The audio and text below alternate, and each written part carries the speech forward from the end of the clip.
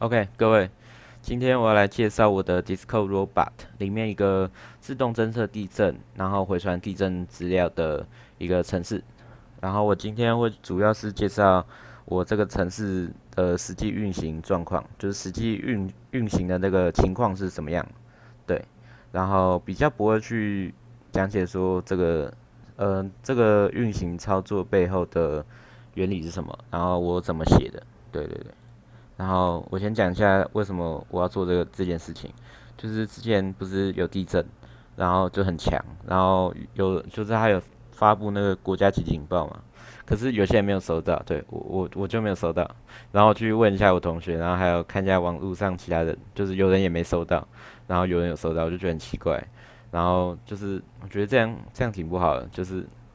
因为地震发生，你应该知道，就是它在哪里，然后对你影响大不大，然后这个振幅大不大，就是会不会危及到你。可是你都没有收到嘛，所以我就想说，我是不是可以利用 Disco Robot，然后配上这个爬虫的这个工具，然后做一个自动侦测地震的一个机器人，就是也许可以帮到一些人，就是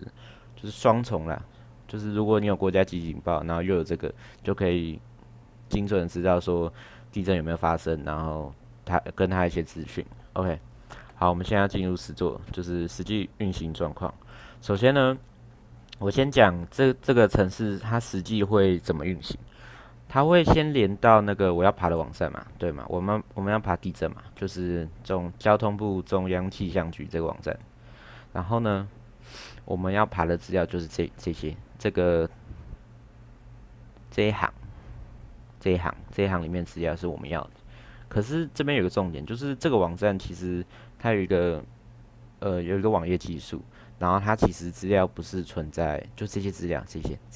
些资料其实不是存在这里，它是你要去网络这边，然后去里面这边找，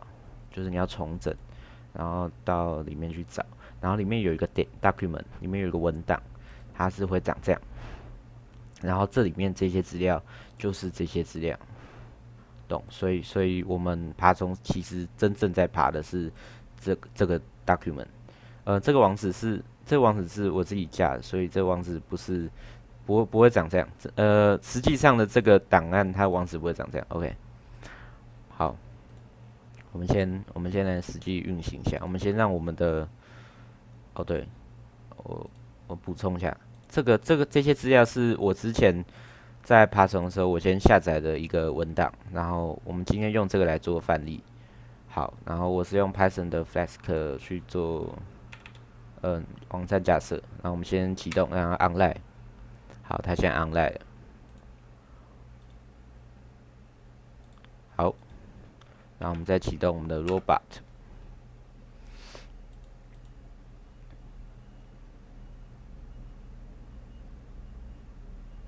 OK，它现在在启动，然后你就看到它在跟它连线，我的爬虫在连线我的网站了，这里。然后如果这边 robot 就讲嘛，它现在没有侦测到任何东西，因为现在没有地震嘛，对。然后我们现在就要来模拟地震的发生，然后我们来看它实际运行状况是如何。OK，我们到我们网站的资料这边，然后我们修改一个资料，我们是修改这个编号是一的这个才有办法让触发说现在有地震。啊，至于为什么只能修改编号一，是因为中央气象局它其实已经有排好资料，就是它会从一排到就往后排，然后它的排法是类似像堆叠那样子，然后编号为一的，它的时间也会趋近于现在时刻，所以我们可以知道编号越小就是一嘛，编号越小，它的时间也会越接近现在的时间，所以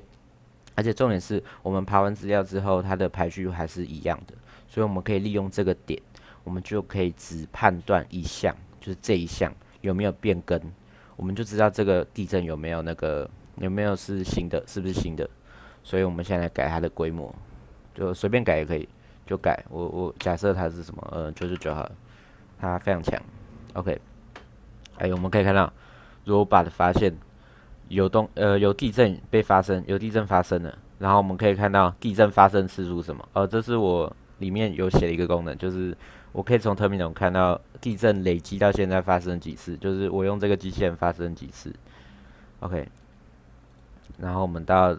因为我是 Discord robot 嘛，所以我会回传到 Discord，然后我设定在这个 Earthquake 这个聊天室里面，它就会传这个内容。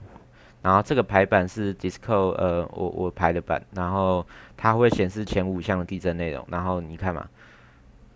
这里写是9月7号12时50分，然后地震规模999.1，那我们来看我们资料，从这里看也可以，这里写9月7号，哦，这样，这样，我好像指错了，OK，好，我们从这边看好了。